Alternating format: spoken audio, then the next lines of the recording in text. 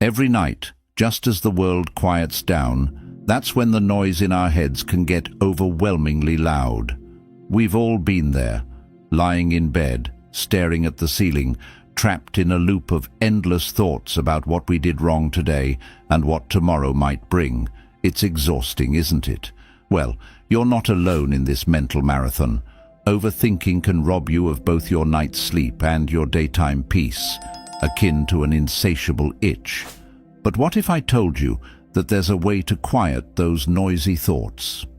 Today, we dive deep into the wisdom of Stoicism, an ancient philosophy that's as practical today as it was thousands of years ago. This isn't just about historical concepts. It's about real tools that can help us lead a calmer, more focused life. So, if you're tired of your mind spinning out of control, stick with me. Let's explore how these age-old strategies can bring us peace and clarity in our chaotic world. If you appreciate what we're doing here and want to keep up with more insights like these, do me a simple free favor. Hit that subscribe button. And trust me, you won't want to skip any part of this video. Every moment is packed with value to help you quiet the noise in your mind. Lesson 1. Action over analysis. You know those moments when you're just sitting there, your mind racing with a million what-ifs and maybes, and before you know it, hours have slipped by, and you've gotten absolutely nowhere. That's what we're tackling here. Stoicism teaches us a powerful antidote to this paralysis by overanalysis, prioritizing action over endless thought.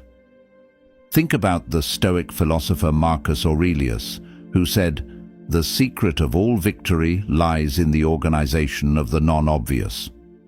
Marcus wasn't just about thinking things through. He was about doing things that make a real impact. So how do we apply this? It starts with recognizing that action inherently moves us forward, whereas overthinking often spirals us into stagnation. Have you ever noticed that when you finally decide to take even a small step forward, it's like a weight lifts off your shoulders? That's because action is liberating. It breaks the chains of procrastination and doubt. Here's a personal story for you. I once had an idea for a project. I spent weeks just thinking about it, planning every detail in my head. But guess what? It never went anywhere because I was too caught up in trying to make it perfect. I was stuck in analysis paralysis. The moment I started to take action, even small actions like jotting down some notes or discussing the idea with a friend, things started to shift. It wasn't perfect, but it was progress. The Stoics believed that we control our actions, but not always the outcome. By focusing on what we can do right now, we reduce the overwhelm of trying to control every possible future scenario, which, let's be honest, is impossible. Each action you take teaches you something new, brings fresh insights, and yes, sometimes new challenges, but always movement. Every step is a learning opportunity, a chance to adapt and adjust. And here's something else to think about. Action feeds confidence. Each time you act, you prove to yourself that you can move beyond your fears. You build momentum, and suddenly, what seemed impossible starts to look pretty doable. Stoics talk about living according to nature, and it's natural to learn and grow from our actions as well as our thoughts. So, what small action can you take today? Maybe it's making that phone call you've been putting off, sending an email, or just organizing your workspace. The key is to keep moving. Don't let your thoughts hold you back. As Seneca said, it is not because things are difficult that we do not dare. It is because we do not dare that they are difficult. By embracing the Stoic way of valuing action over analysis, we empower ourselves to live more fully, more bravely, and with a clear sense of direction. So, let's put those plans into action. Let's make things happen. You'll be amazed at how much more you can achieve when you shift from overthinking to doing. You're not that special. Marcus Aurelius, who frequently reminded himself in his meditations to keep his ego in check, directly inspired this idea. He wrote, "You could leave life right now. Let that determine what you do and say and think." This was a reminder to focus on what truly matters without getting caught up in one's own self-importance. Lesson 2. You're not that special actually, that's a good thing. It's about understanding that the world doesn't revolve around our actions as much as we think it might. Most people are far too busy dealing with their own lives to be overly concerned with what we're doing. This is a game changer when you grasp it fully, because it means you can stop overthinking how you're perceived. Have you ever hesitated to post something online because you were worried about what people would think? Or maybe you've been afraid to start a new project or go after a job because you're scared of criticism or failure, believing everyone will notice and judge you. Here's a sobering reminder: the majority of people won't even recall it after a few days. Everyone else is too busy navigating their own challenges. This doesn't mean your actions don't matter, or that you shouldn't strive to do your best. However, it does reassure you that your mistakes won't be the center of attention for everyone. This concept helps strip away the facade that everyone is watching and judging our every move, a common trap that feeds overthinking and anxiety. It's freeing, isn't it? Realizing that you can navigate your life, make your own decisions, and occasionally make mistakes without the world crumbling is truly liberating. This allows you to explore, acquire knowledge, and lead a life free from the burden of perceived constant scrutiny.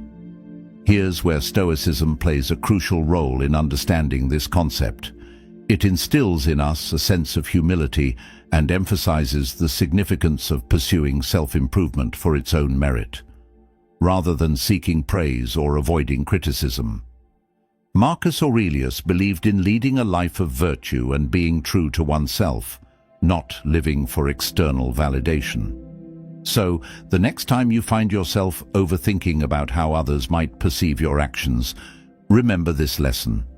You're not that special in the eyes of the world, and that's a good thing. It means you are free to live your life more fully, more authentically, and without undue concern over every little judgment. This isn't about diminishing your value. It's about realizing that the spotlight isn't always on you, and that's a relief. Use that space to focus on what truly matters to you, engage with your real passions, and let the trivial worries go. Lesson 3. Comparison is the thief of joy. When we constantly compare ourselves to others, whether it's their successes, their looks, or even their social media posts, we set ourselves up for unhappiness. It's as if we're evaluating our life's value based on a constantly shifting standard, contingent on our current comparisons. The Stoics were big on focusing on what's within our control. And other people's lives? Definitely not within our control. Epictetus famously said, "Focus on what you can control and let go of what you cannot." When you spend your energy focusing on others, you're wasting that precious resource, your focus, on things you cannot change or influence. Allow me to illustrate a scenario for you. Imagine you're having a really good day. You're feeling proud of what you've accomplished, whether it's big or small. Then you hop on Instagram or Facebook, and suddenly you see someone else's highlight reel, vacations, perfect homes, achievements. Suddenly, your own victories don't feel quite so significant anymore. That's the trap of comparison. What the Stoics teach us is to anchor our self-worth in our own values and progress, not in comparison to others. This isn't just about feeling better, it's about a fundamental shift in how we view success and happiness. It's about internal validation rather than external. When you live by this principle, you shift your perspective from competition to personal growth. It's liberating, really. When you stop comparing, you start appreciating your own journey, with all its ups and downs. You begin to see your life as a unique path, not a race against someone else's milestones. This mindset allows you to celebrate your own successes without the shadow of someone else's achievements dimming your light. If you can train yourself to shift your thinking from comparison to self-reflection, you'll find that joy comes more naturally. You'll start to recognize the blessings in your own life without feeling the need to stack them up against anyone else's. Therefore, the next time you find yourself slipping into the comparison trap, pause and reflect. Remind yourself that your value is not defined by how you stack up against others, but by how you live according to your own principles and efforts. Redirect that energy back to your personal goals and growth. This will help you overcome overthinking and discover true happiness in your own unique journey. Lesson 4. Perfection is a myth. The pursuit of perfection can be a relentless drive that, ironically, leads not to more success, but to increased dissatisfaction and paralysis. When we set unattainable standards for ourselves, every small mistake or setback can feel like a catastrophic failure. It's a recipe for constant stress and chronic overthinking. The Stoic philosophers understood this well. They taught that idealizing perfection, being flawless and complete, is unrealistic and pointless. Seneca put it this way: we suffer more often in imagination than in reality. He was highlighting the idea that our pursuit of an imagined state of perfection causes us far more distress than the actual imperfections of life. Think about that for a second.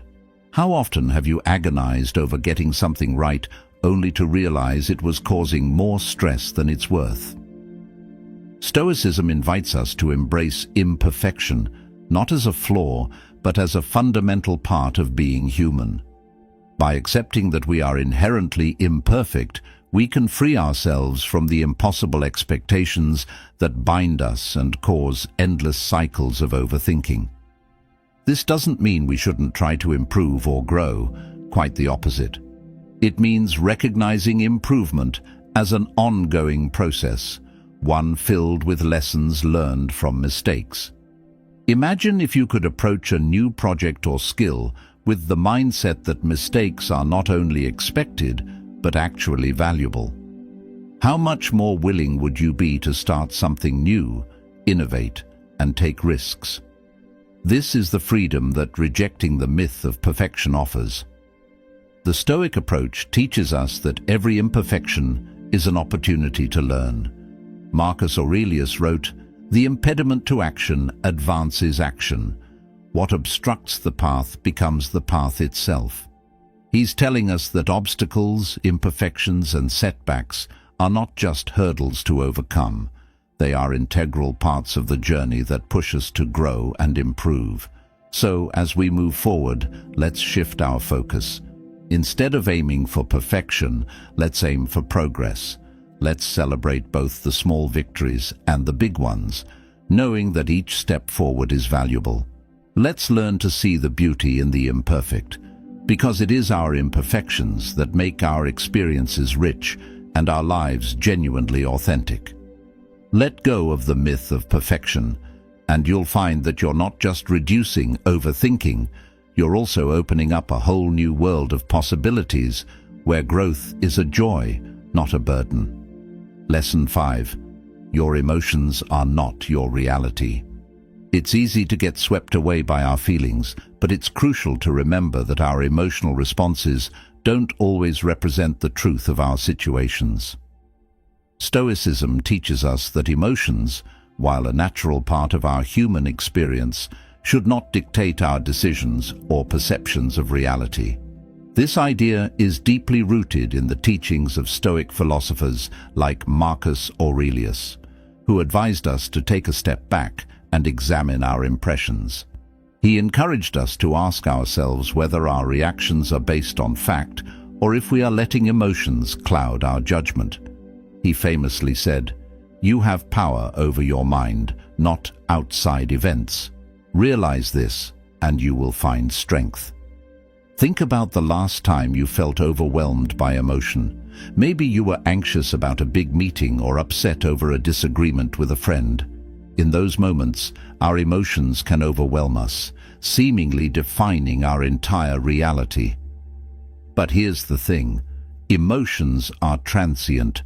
Emotions are fleeting and can lead us to overestimate the importance of our current feelings.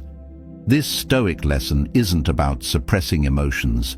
Rather, it's about not letting them control you.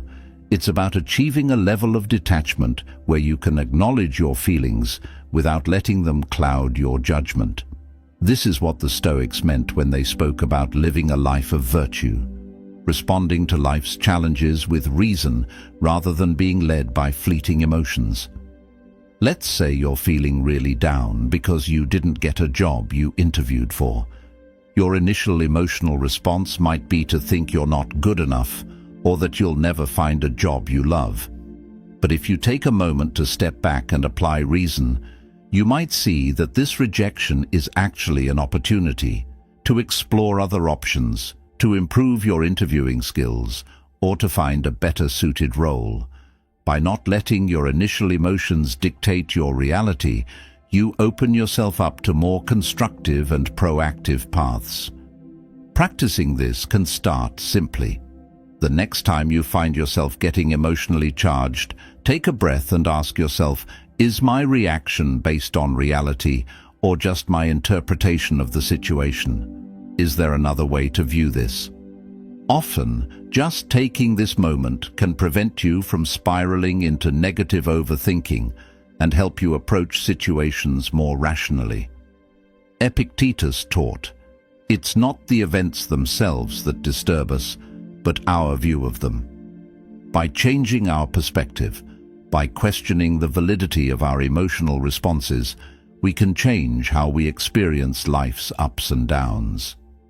This doesn't mean ignoring our feelings. It means managing them in a way that allows us to respond with wisdom and clarity. Lesson 6. Detach from outcomes. Stoicism teaches us that much of our distress comes from clinging too tightly to outcomes we can't control. The Stoics emphasize distinguishing between what's in our control and what's outside of it. While we can influence outcomes, we cannot control them entirely. Epictetus famously said, "Some things are in our control and others not." This simple truth is at the heart of Stoic calm and resilience. Think about when you work on a project or strive toward a personal goal. If you're solely focused on the outcome, every minor setback can feel like a major disaster. This fixation can lead to constant stress and disappointment because in reality, outcomes are often influenced by variables we can't predict or manage.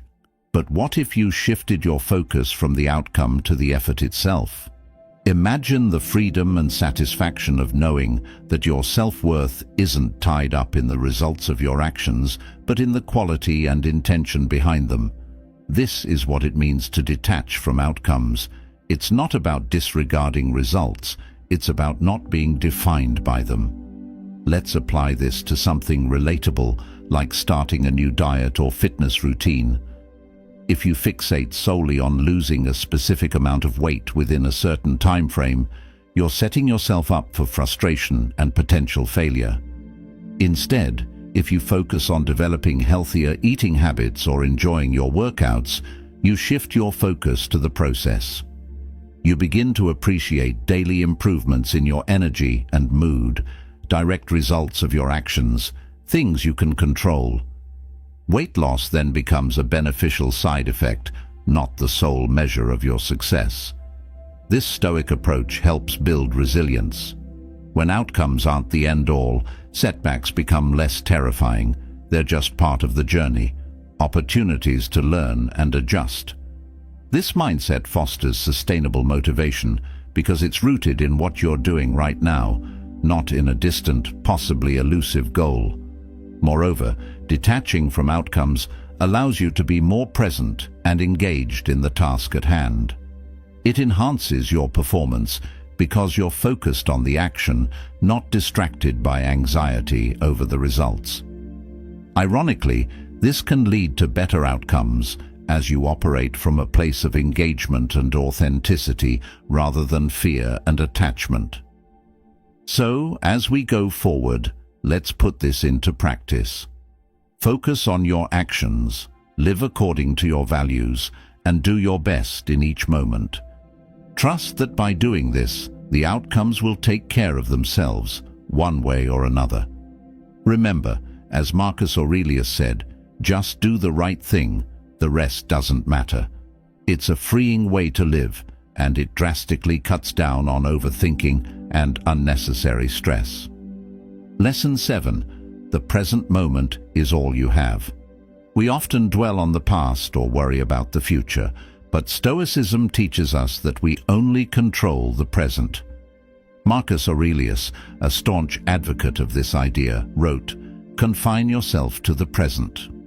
His message is simple, yet deeply significant. The past is untouchable, the future is uncertain, but the present is where we truly live our lives. Think about how often your thoughts wander to what has been or what is to come. Maybe you dwell on an argument from last week or stress over an upcoming deadline. These thoughts aren't just distracting, they're draining. They pull you out of the here and now, reducing your ability to focus on what you're actually doing and diminishing your effectiveness and happiness. Embracing the present moment means actively focusing on what's happening right now. This doesn't mean ignoring lessons from the past or failing to plan for the future. Rather, it means not letting those considerations overpower your current experience. It's about balance, ensuring that neither past regrets nor future anxieties steal your ability to engage fully in the present. Let's say you're spending time with a friend, but mentally rehearsing a work presentation for tomorrow. By not being fully present, you miss out on the richness of the interaction. Ironically, you're also not doing much good for your preparation. Scattered focus rarely leads to quality outcomes. But if you consciously choose to engage fully with your friend, you enrich that experience. When you focus on work, your mind is usually clearer and more prepared. Practicing presence can start with something as simple as mindful breathing. Whenever you find your mind darting to the past or jumping ahead to the future, take a few deep breaths and look around. Notice the sights, sounds, and smells. Feel the air on your skin, the ground beneath your feet. This isn't just about grounding yourself physically. It's about reminding yourself that life happens in the now. The Stoic practice of mindfulness and presence also encourages gratitude. When you are fully present, you are more likely to notice small joys and victories that you might otherwise overlook. This can lead to a deeper appreciation for life as it is, not as you think it should be or fear it might become. So, as we move forward, let's train ourselves to bring our attention back to the present whenever we find it straying. Every moment spent worrying about the past or the future is a moment lost. The present is your reality, the stage on which you can act. Marcus Aurelius urged us to live with vigor and purpose in the present, not passively, but as active participants, shaping our lives moment by moment. By embracing the present, we embrace life itself. We handle stress better, enjoy our experiences more fully, and cultivate a sense of peace that comes from truly living, not just existing. This is a powerful Stoic lesson that not only reduces overthinking, but enriches our entire existence. Let's make the most of now, for it's all we truly have.